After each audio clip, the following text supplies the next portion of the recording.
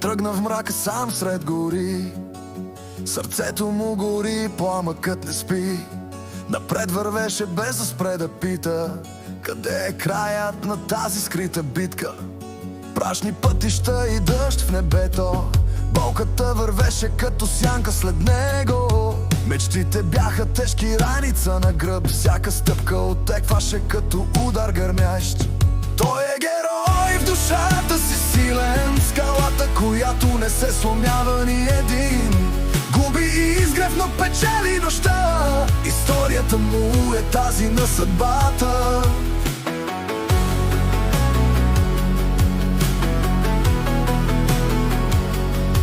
Той е герой в душата си силен, скалата, която не се сломява ни един. Губи изгрев, но печели нощта, историята му е тази на съдбата. Усмивката скрита зад бръчки и рани, очите му виждаха бури и мъгливи градини, но гласът му ехтеше силно сред света, като вик, който пробива мълчанието на всемира. Той е герой в душата си силен, скалата, която не се сломява ни един. Губи изгрев, но печели нощта, историята му е тази на съдбата. Той е герой в душата си силен, скалата, която не се сломява ни един. Губи изгрев, но печели нощта, историята му е тази на съдбата.